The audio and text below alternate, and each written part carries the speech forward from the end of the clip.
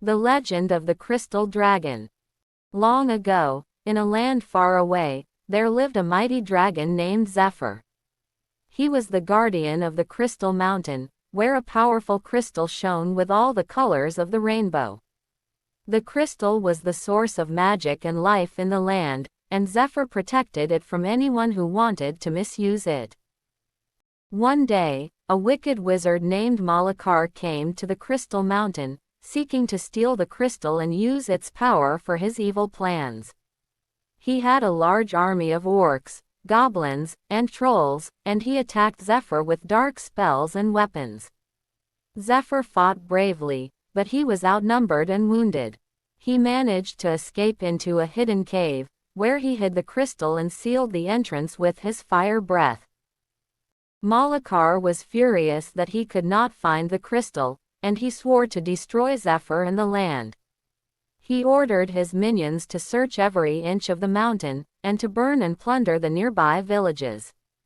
He also cast a curse on the land, making it dark and cold, and spreading diseases and famine. The people of the land suffered greatly under Malakar's tyranny, and they prayed for a hero to save them.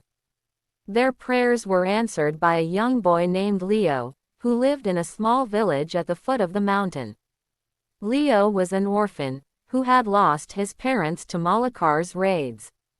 He had a kind heart and a brave spirit, and he loved to hear stories about Zephyr and the crystal. One night, Leo had a strange dream. He saw Zephyr in his cave, wounded and weak, but still guarding the crystal. Zephyr spoke to Leo, and told him that he was the chosen one, who could break the curse and restore the land. He said that Leo had to find the cave, and touch the crystal with his hand. He also warned him that Malakar would try to stop him, and that he had to be careful and clever. Leo woke up from his dream, and felt a surge of courage and hope. He decided to follow Zephyr's instructions, and to find the cave and the crystal. He packed a small bag with some food and water, and a wooden sword that he had carved himself. He also took a pendant that his mother had given him, which had a dragon symbol on it. He said goodbye to his friends and his foster parents, and set off to the mountain. The journey was not easy, as Leo had to avoid Malakar's patrols and traps, and to face many dangers and obstacles. He had to cross a raging river, climb a steep cliff, and sneak past a sleeping giant. He also met some friends along the way, who helped him and joined his quest. He met a fairy named Flora, who healed his wounds and gave him a magic flower. He met a dwarf named Dargo, who gave him a map and a pickaxe. He met a unicorn named Luna, who carried him and flew over a chasm. After many days and nights, Leo finally reached the entrance of the cave, where Zephyr was hiding. He saw a large stone door, with a dragon symbol on it. He remembered his pendant, and placed it on the door. The door glowed and opened, and Leo entered the cave. He saw Zephyr, lying on a pile of gold and jewels, and the crystal, shining brightly in the dark. Zephyr opened his eyes, and smiled when he saw Leo. "Welcome, Leo. You have done well. You are the chosen one, who can save the land. Come, touch the crystal with your hand, and break the curse." Leo walked towards the crystal, feeling its warmth and power. He reached out his hand, and touched the crystal. A bright light filled the cave, and a wave of magic spread across the land. The curse was broken, and the land was restored. The sun shone again, the flowers bloomed, and the animals rejoiced. The people cheered, and celebrated their freedom and happiness. Malakar felt the change, and realized that his plan had failed. He was furious, and he gathered his army, and marched to the mountain. He wanted to destroy Zephyr and Leo, and to take the crystal by force. He reached the cave, and saw the stone door open. He entered the cave, and saw Zephyr and Leo, standing by the crystal. He raised his staff, and prepared to attack. Stop, Malakar. You have lost. The crystal is not yours to take. It belongs to the land, and to the people. You have no power here. Leave, or face our wrath. Zephyr spoke with a loud and clear voice, and Leo stood by his side, holding his wooden sword. Malakar laughed, and mocked them. Ha, you think you can stop me? You are a weak and old dragon, and a foolish and young boy. You have no chance against me. I am the master of dark magic, and I have an army of thousands.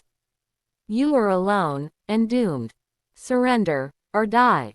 Malakar launched a blast of dark energy at Zephyr and Leo, but they dodged it. Zephyr breathed a stream of fire at Malakar, but he blocked it.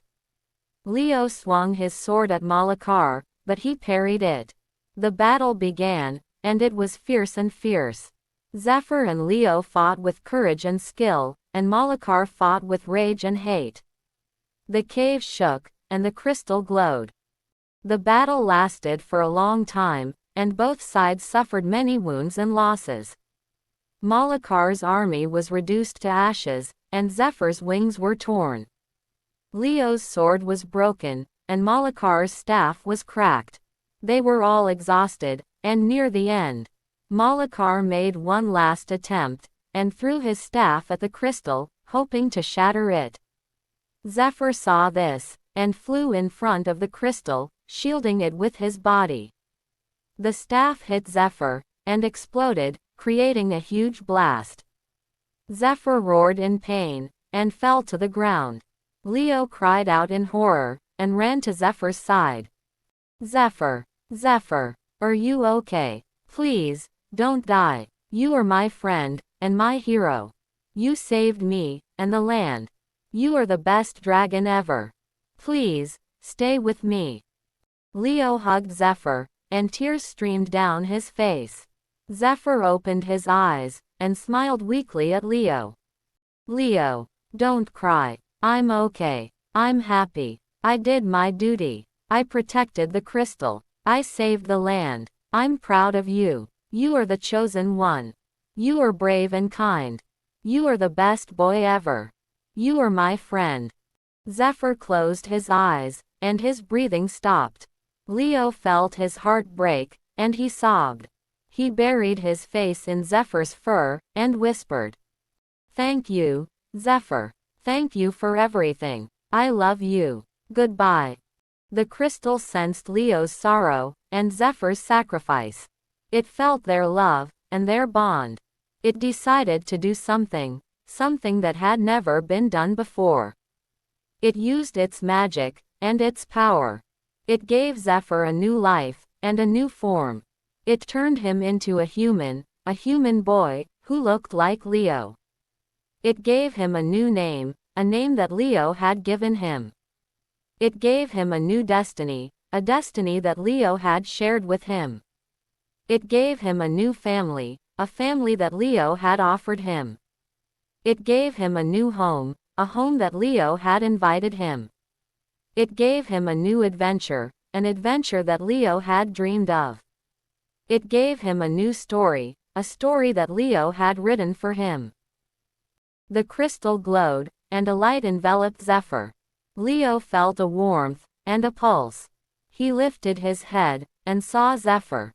Zephyr was alive, and he was a boy. A boy who looked like him, and smiled like him. A boy who spoke to him, and hugged him. Leo, I'm here. I'm alive. I'm happy. I'm a human. I'm a boy. I'm your brother. I'm Zephyr. Leo was shocked, and amazed. He was overjoyed, and ecstatic. He was speechless, and grateful. He hugged Zephyr back, and laughed. Zephyr, you're here. You're alive. You're happy. You're a human. You're a boy. You're my brother. You're Zephyr. They looked at each other, and they felt a bond. A bond that was stronger than magic, and deeper than blood.